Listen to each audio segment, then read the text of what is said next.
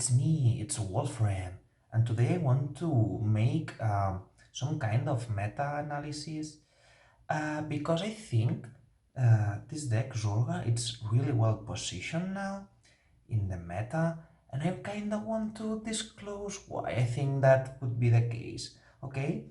Also, yesterday I found out that I wanted to share the video with the deck list again because there was a lot of useful information, tips for playing the deck, etc. And I realized the last time I made some kind of guided content on how to play the deck, it was before the 50 rule update, and then I posted the list with the Philander, but that video doesn't contain a lot of the information that I find it's useful. So this will be also like some kind of reboot for that video. So what we're going to do is first, we will disclose a bit meta aspects for Vanguard in the BSF season this time, and then I will talk a bit about how do I think the cards work again, just because maybe you're new to the channel and you want some tips. Who knows? Okay, so I think Zorga it's really well positioned. Well, first of all, I want to say like I don't usually think the results are that much important because at the end of the day we are players. We like to play the game and we improve as we do so, right? And sometimes we are good players and we don't top. We don't know why that happens. Maybe that wasn't the day, but maybe we were sorry a bit unlucky that day. I don't know. Okay. So I don't think the results are that important. Trusting yourself, it's definitely important. But I got second place with this deck in London in 3-rec format, and this weekend I got first place with my teammates again. So while I don't want to give those results more importance than they should have, maybe, I think like there is this factual aspect, right? Um, that those results are proof, right? That this deck can actually perform on that level. And I think it's worth taking it into account for that matter. Also, sorry if I'm speaking a bit weird today because it's a bit late, but I felt like talking about Zorga today. Okay, so yeah, having those results as like a backup to uh, give more base, like objectivity to the arguments up to some extent, it's cool, right? So yeah. Okay, so first of all, I want to speak about what I think are, or what are people are considering to be the best decks, which should be Luard, Prism, and Shiranui. And I don't know, like, I think I have literally, like, literally 100% win ratio versus Luard, either on Orders Luard or the Maple Luard, and then on other, you can call it whatever you like. I have literally like in the two events, I played in the two events, but like the day one and day two and day three and day four, I played like against 10 or 11 Luards and I beat them all. Like one of the three most played decks, we can actually have 100% win ratio versus that deck because Luard, it's a very scripted deck in my opinion. It's scripted in the sense that you know what they're going to do at every time. You just need to learn the ranges you need to be and at the and at the certain points of the game and how to play around the situations, how to play around the crits happening, how to play around defensives. And I think you will like solve your puzzle always taking the pairing into account, and there is always a way to solve it. I don't know. So this is one of three decks, and we can already basically be sure we will defeat one of those, like maybe not 100% of the time, but maybe 80% of the time, which is very good. I don't know. This deck has a very good thing. You, of course, want to go first the most as possible because that deck is a going first deck, but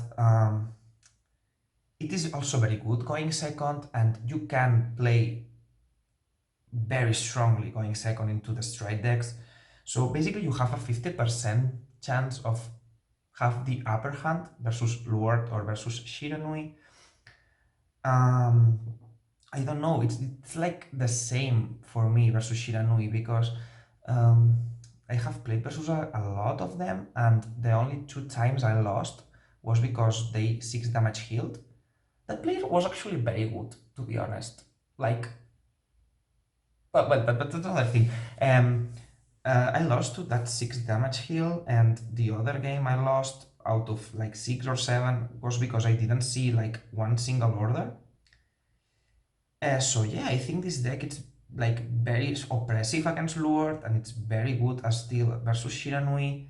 Like you have this 50% chance of going second and just defeating them, and you can still win when you go first. So you cannot really lose the die roll with this deck, I think. There is certain pairings, for example, Prism, I think it's the most spooky of the 3, because I think like you will try to go first versus a blind deck because they don't have the stride deck set, because you don't see the strides of the G units, and you will go first if you win the die roll. But I think Zorga is a bit bad going first into Prism, and this is like one weak spot I think we have. Prism can be very good in that sense. It's not like you will auto-lose if you go first, but the fact that they can rush so fast, and then they have the crits and the 5 attacks, maybe you don't have the resources to survive. And maybe turn 4 it's not enough to kill them, and they will certainly kill you back turn 5. And the fact that you cannot know and just choose to go second, and you don't have any clue, like you don't see tokens, you don't see markers, you don't see any kind of card on the board that can give you a clue about you should go second. I think Prism is the most rough of the 3, but it's also, I think, like it's the worst of the 3, if that makes any sense. Like, not the worst, maybe. I think definitely Shiranui is the best of the 3, but like then it's Prism and Lured, I think. Yeah, and anyway, I think Prism has very good matchups into Shiranui and some others, but it also has a bit bad pairings versus some other decks. So, like, I think Zorga is one of the decks that has the most amount of good pairings in the meta, and that would give you an edge. I think, though, that it's a bit different if you go to 3-Rec or if you go to D. For example, I think Prism it's a better pick for 3-Rec than Shiranui. To me, it would be, because like Prisms can beat Shiranui.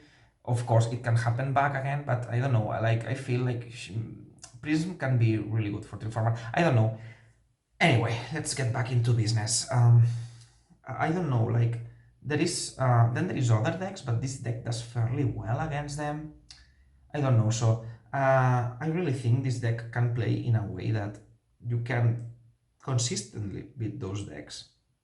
And like I feel people think this deck it's more bricky than it actually is. Like in my experience from the BCSs and Springfests, like I did 3 BCSs, I got 5 twice. Basically, I got undefeated scores twice for choice, and then I lose immediately after on top 8. So I got 5 twice, and then I got 10th on the third one. And then on the BCF, like I see the overall scores over 4, 5, 6 competitive tournaments with competitive players, with good players that are attending to compete and trying to win, you can see that the deck can, I think, I don't know, I played the deck a lot, and I think, in my opinion, out of 8 games, you will break 1 game out of 8. You just need to win the other 7 games. And then I think there is a little tiny chance of losing 1 random game extra due to OT. But some of the OTs that happens in the game, you can play around them with this deck.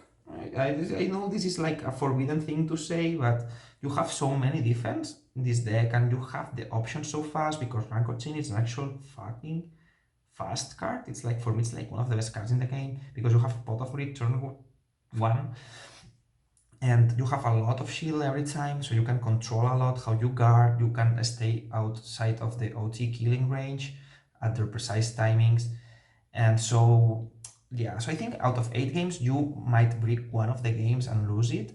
And then there is 1 game you would lose to chance, to uncontrolled chance, let's say. Not chance that eventually impacts you because you did a tiny thing at some point that then punishes you, but actual chance, like a double crit that I don't know, 2-2 pass at 3, and the opponent goes YOLO, and they double crit you on a 2-2 pass. Okay, that kind of things can happen, but it's not what usually happens. And I think people think this deck breaks more than it actually does, because I think we expect to, like, okay, we know how the deck high rolls. You call these and call those, you double with habitat. Like, there is this power play if you go second that everyone knows that it's going to kill you. And I think people think that you need to pull that combination of cards for the deck to win, but you don't need to have an order turn 2. You can call those to swing, you can call those to swing, you can call those to swing, you can call this and this in front to still swing into a 10k, you can call this turn 1, and then you can decide to call it in front of the cow or the philander instead on the opposite column, and then you have a 13 for the next turn. You don't need to play an order every turn. There is a lot of ways of setting up with the deck that let you break 2 games without losing cards. And the actually amount of cards you need to have an average normal winnable game, it's not that hard. In that sense, I have also seen people removing Miasma for the 3rd card. But yeah, this deck, it's not like an aggro deck. You don't want to commit everything fast. You want to care for your resources. You want to care for not minusing yourself early. And you don't want to run too many aggro cards, because this card is actually very good tempo-wise later and can be very strong. And you can use this in combination with that to do a double bounce from drop zone without losing the 4th soul. So yeah, I think people are removing this in order to increase the high roll potential of the deck turn 1, but I think the deck can win without that high roll play. The average of the deck, it's still, the average ceiling of the deck, it's enough, right? And well, this, I think, well, I'm deviating a bit, but it's fun, it's fine, because we're here to talk about Zorga.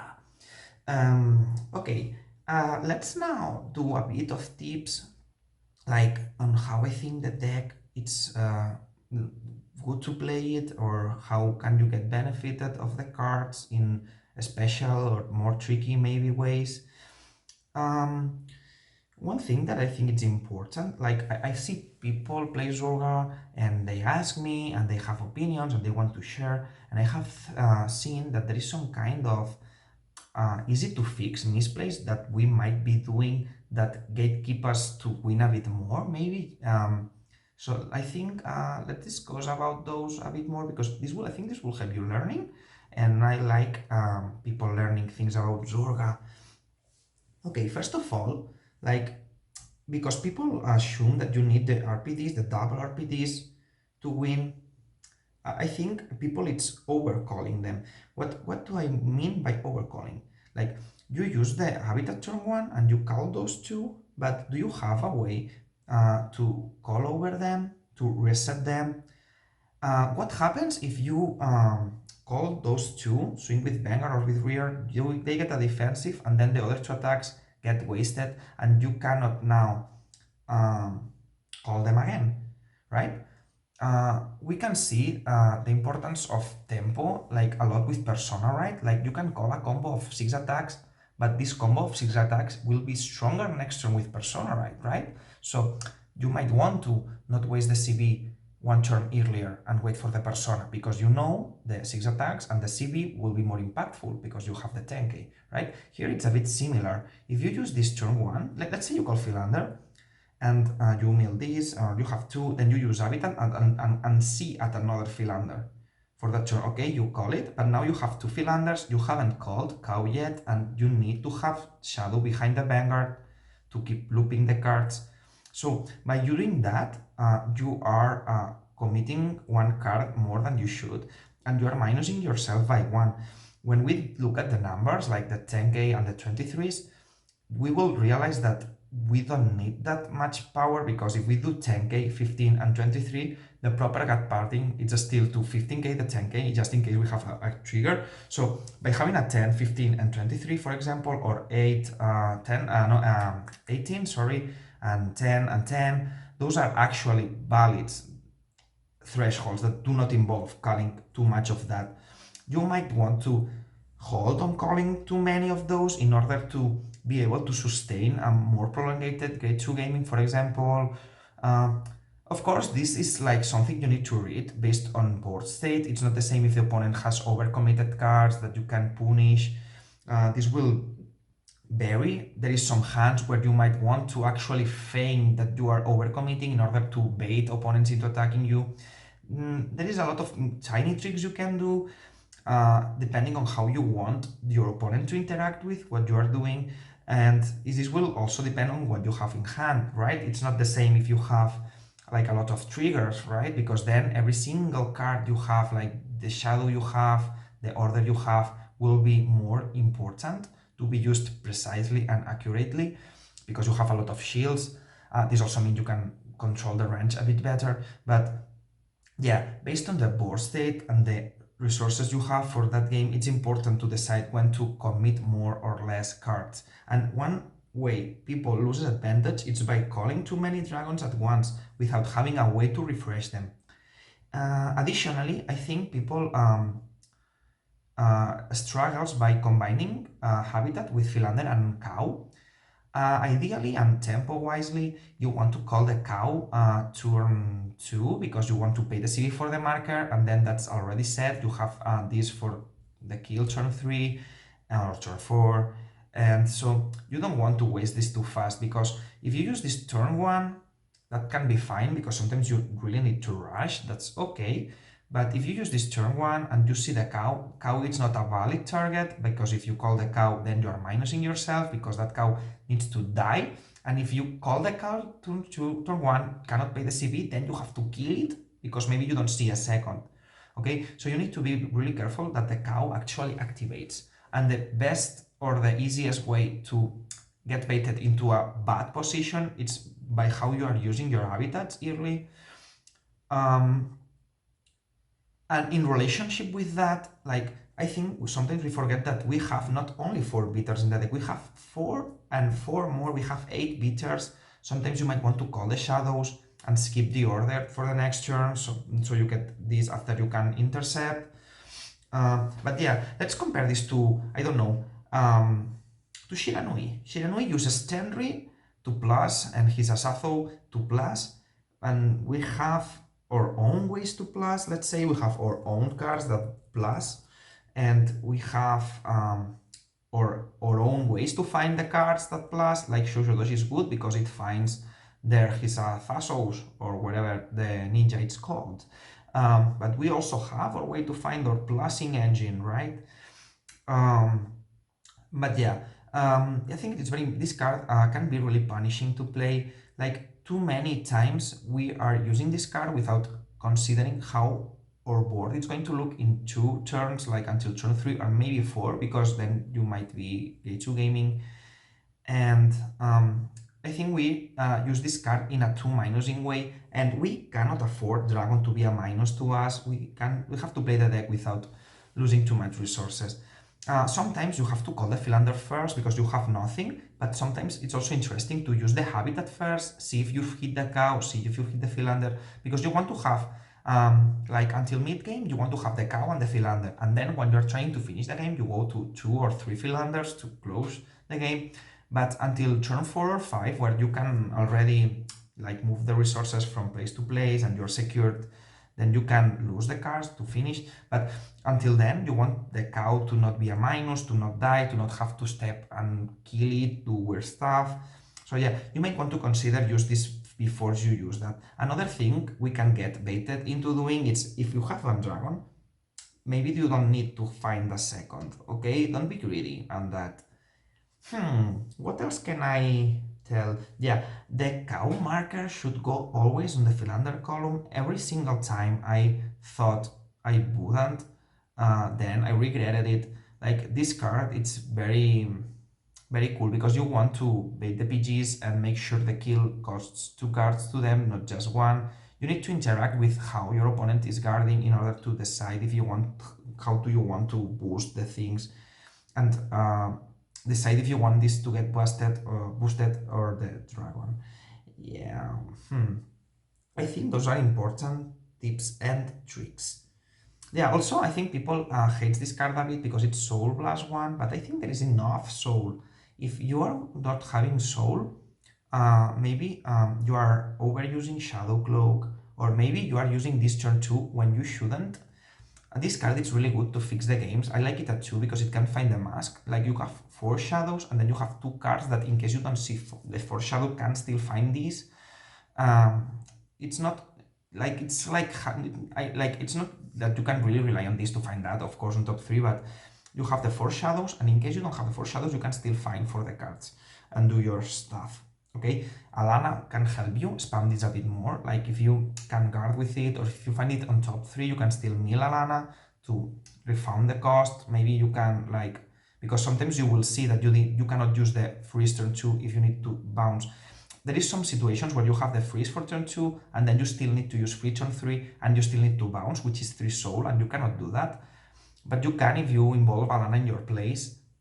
Okay, and sometimes knowing when not to use the freeze, it's very, very, very, very important. Okay, a bit in relation like with this, like we have our 4 orders for turn 2 and 1, and we have Malice, which is a 5th copy.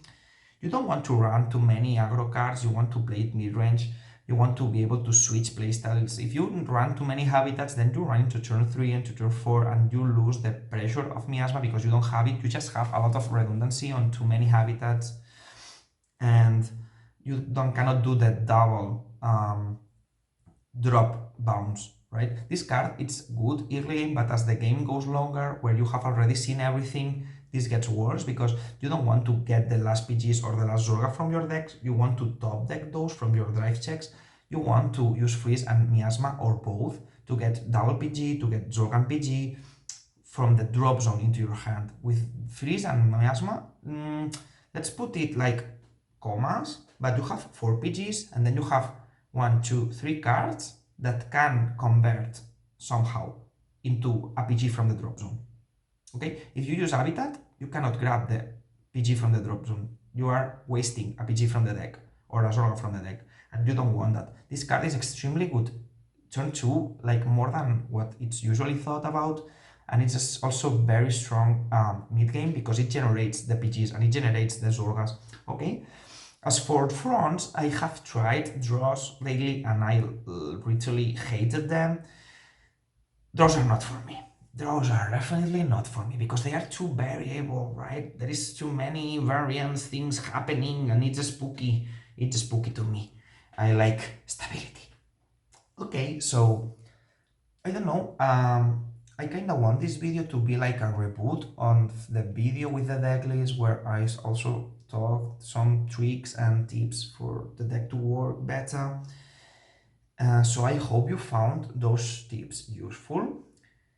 Also, you know, I like the mid-range style. I don't have a good definition for mid-range, but from other kind of games, like in Magic the Gathering, I also played a lot of Grixis Shadow. It was my like hyperfixation in Magic, which is a mid-range deck that with the sideboard can switch into control deck or can switch into an aggro deck.